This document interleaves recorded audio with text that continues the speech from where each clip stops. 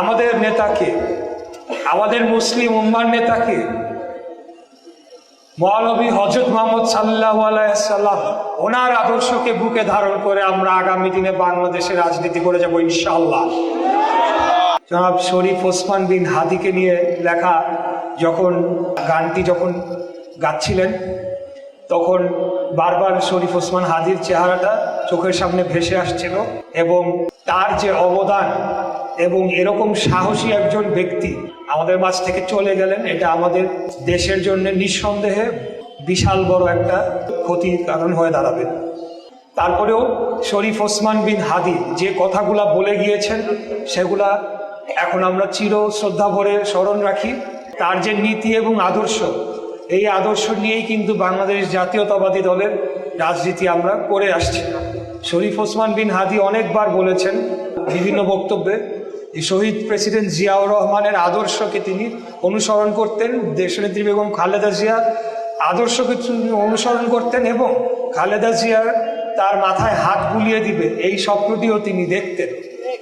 আমরা কিন্তু বাংলাদেশি জনগণ বাংলাদেশপন্থী রাজনীতি এবং বিশেষ করে গত বছর জুলাই অভ্যুত্থানের পরবর্তীতে গণ অভ্যুত্থানের পক্ষে সকল যারা শক্তি আমরা রয়েছি, আমরা সকলে মিলে একটা আধিপত্যবাদী এবং ফ্যাসিবাদী শক্তিকে আমরা দীর্ঘ 17 বছর লড়াই সংগ্রামের পর তাকে পতন ঘটিয়ে বাংলাদেশকে আবারও একটা সম্ভাবনাময় মুক্ত বাংলাদেশ গড়ে তোলার দ্বার আমরা উন্মোচন করেছি।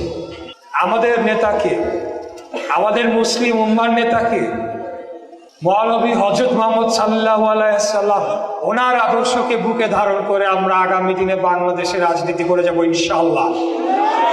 দেশনায়ক জনাব তারেক রহমান তিনি বহুবার এই কথাটি বলেছেন।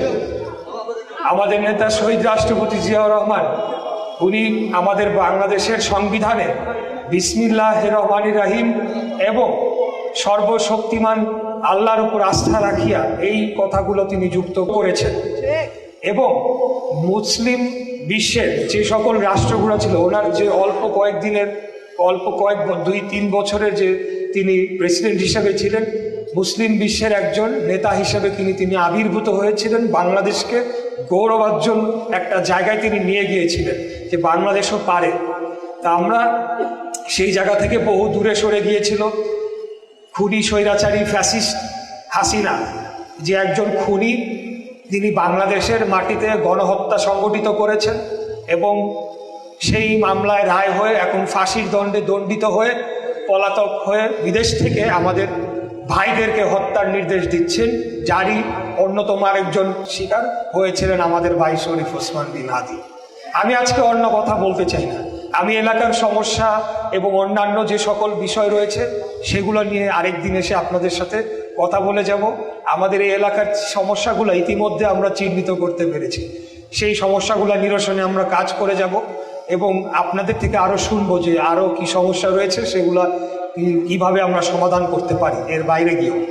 বারবার আমার খালি হাদির কথা মনে পড়ছে, আর দুঃখিত আসলে হাদির কথার মানে ওটার পরে আমি অন্য কথাগুলো আমার ঠিক তেমনভাবে আপনাদের সামনে উপস্থাপন করতে পারছি না।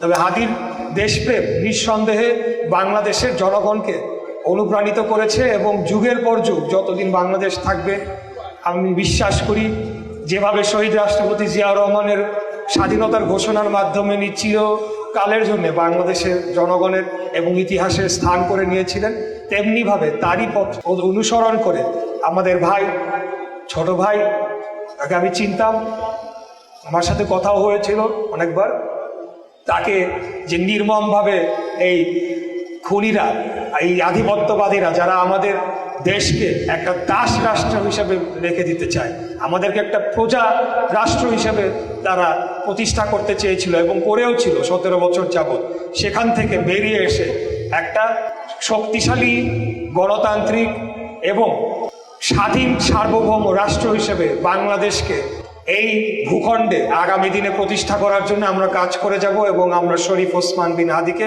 গভীর শ্রদ্ধা ভরে স্মরণ করব ইনশাআল্লাহ।